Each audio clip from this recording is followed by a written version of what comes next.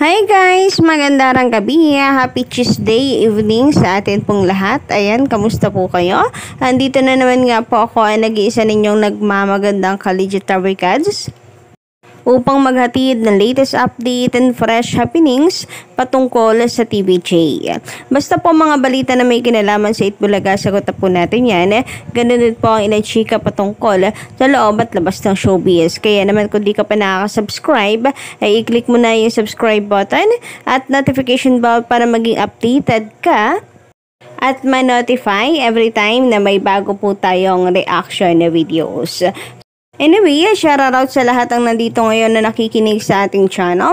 Maraming salamat po sa pag-abang ng ating update para sa gabing ito. And may kinalaman na nga po ang ating balita ngayon tungkol dito sa kalawang network ng TV5 na kung saan nasa rurok po ngayon ng iskandalo, nasa rurok po ngayon ng intrigas, issues, and hindi lang po basta-basta issue, napakalaki pong issue kadabrikads. But before that, ay unahin po muna nating pag-usapan itong patungkol sa paghahanap ng ilang pong bashers ng Itbulaga sa TVJ na pagbati po kay Yulo. Kasi sabi nga po doon sa atin pong natalakay kahapon, bakit daw itong Itbulaga hindi man lang binanggit ito pong si Carlos Yulo, hindi man lang po binate. Sa pagkakapanalo po nito, 2 gold medal ang nakuha niya. Sabi po dito sa reaction ni Diana Bumakod, magandang gabi, isa po sa ating mga komentor. Bago pa magsimula ang Olympic Paris, nakasupport na ang Itbulaga, TVJ at mga legit Adabrikads. Yung damit nga ni Idol Atasha, may pangalan na si Carlos Yulo Mga mema kayo mga basher. So ayan na, napakalinaw po. And bakit yun naman kasi paghahanapan ng Itbulaga? Araw po ng Lunes. Ngayon nga pong Martes, pre-recorded pa rin po sila. So, hindi po talaga mababate kasi nga recorded na po yung episode. Anyway, ayoko naman sisihin yung mga bashers guys kasi for sure nga hindi po sila fan ng Itbulaga kaya hindi nila alam. So, tayo naman ihahatid lang po natin at bibigyan ng linaw para naman kung hindi po sarado ang tenga nila, bahala po sila sa buhay nila kung isasara po nila ang tenga nila sa atin pong paliwanag. Pero ang katotohanan, at least, diba, ginawa natin yung ating part.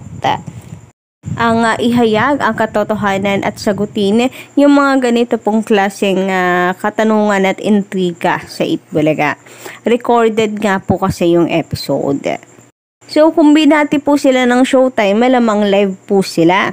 Pero ang Itbulaga, uulitin ko, kahapon at ngayon, recorded sila.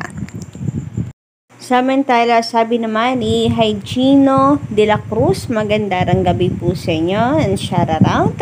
Isa po sa ating komentora, galing ako ng TV5 Novaliches today. Nag-donate ako ng damit at iba pa sa alagang kapatid.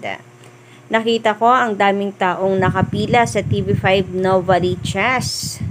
Biglang nagkaroon ng buhay ang TV5 Novaliches dahil sa Will to Win na sinasabi nila na mababa daw ang ratings.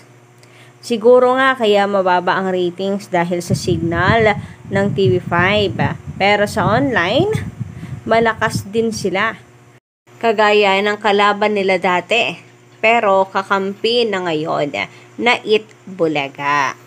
And katanayan nga niyan guys, chinecheck ko yung live streaming ng Wawawin or ng Will to Win ni Kuya Will. Pataas po ng pataas na yung kanyang live viewers. Pataas po ng pataas yung concurrent viewers po niya. Yun naabot ng views po niya 1 hour ago pa lang. Palong-palo na rin yung kanyang total live views. So, isang patunay lang po yan na talagang malakas pa rin po ang Will to Win. Sabi nga po dito, talo ang Itbulaga and Will to Win sa TV ratings dahil sa signal ng TV5. Di pa gaanong malakas. Pero sa online, number 1 ang Itbulaga at Will to Win sa kanilang time slot. Mas accurate ang online kaysa sa TV ratings. Sa survey kasi, ang TV ratings ay 3,600 katao lamang or household ang sinosurvey, samantalang sa online, milyones. Samantala, sabi naman ni Sir Roy sa kanyang komento, tinggil po sa issue ng GMA Network, humingi pala ng tulong sa GMA. Tapos walang ginawang aksyon imbis na imbestigahan tungkol ito sa paghingi po ng help na ni Gerald Santos sa GMA po, pero sa halip na tulungan at umaksyon, mukhang naging dahilan pa po ito para humina yung kanyang career. So, grabe, no? Dapat sila po itong mag-alaga sa kanya. Pero sa halip na tulungan, kanila pong initsapwera lamang, Kadaver Cats. Napakasakit. Ganyan na nga po yung nangyari sa kanya. Mukhang feeling pa po niya ay tinalikuran siya ng GMA Network. So, imbis na imbestigahan ang nangyari, parang yung director pa ang kinampihan ng GMA daw. Hindi na binigyan pa ng proyekto si Gerald, kaya pala nawala siya agad sa GMA. Ganun pala nangyari sa kanya. Ang saklap naman. Ibang klase kayo GMA. Kapuso daw. Baka kanguso. May balik sa inyo yung ginagawa nyo sa kapwa nyo. And hula ko nga mga Kadaver Cats, ang main reason palagay ko ay tingin po nila kapag patuloy pa rin po nilang i-active itong si Gerald Santos sa kanila, masira yung reputation, pangalan, ikasisira po nila. Kaya ganoon. And speaking of this issue, so narito nga po si Robin Padilla. Gusto po niyang kino-call out po niya ang GMA Network para magsalita tungkol dito at magbigay ng paliwanag.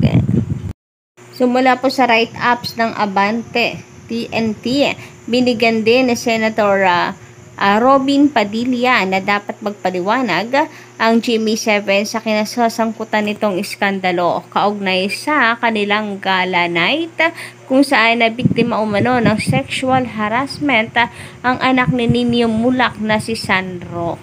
Nako, grabe nga yun. Pero ang kagandahan ngayon ay mukhang ang GMA Network ay hindi po hahayaan na manahimik lang. Actually, ito po yung iniintay ng mga netizens din. Napatunayan ng GMA Network yung kanilang sinasabi na walang protektahan, walang kasinungalingan, walang kinikilingan at sinusuportahan. Sabi pa dito, binigyan diin ni Senator Robin Padilla na dapat magpaliwanag ang GMA7 sa kinasasangkutan nitong iskandalo kaugnay sa kanilang gala night kung saan na biktima umano ng sexual harassment ang anak ni Nino Mulak na si Sandro. Sa kanyang privilege speech sa Senado, sinabi ni Padilla na hindi maaaring mamatay ang issue na kinasasangkutan ng walang malinaw na pagpapaliwanag sa committee ng mass media. Ayon kay Padilla, ito ay obligasyon ng bawat mass media network bilang sila ang pinagkakatiwalaan ng marami nating kababayan. Nilinaw naman ni Padilla na hindi nito sinasabing may sabit dito ang GMA7 bagkus nais lang nitong magkaroon ng malinaw na pagpapaliwanag sa committee ng mass media ang naganap na iskandalo dahil ito raw ay public information. Hindi natin sinasabi na may sabit dito ang GMA7. Hindi po. Ang sinasabi po natin dito ay kailangan magkaroon ng malinaw. Malinaw na pagpapaliwanag sa committee ng mass media ang naganap na ito sapagkat ito ay public information ani Padilla. So, kayo guys, ano ang palagay po ninyo? Sana nga, no, magsalita po ang Jamie about dito. So, yun lang ating update sa gabi ito. Don't forget to click the subscribe button and notification bell for more updates.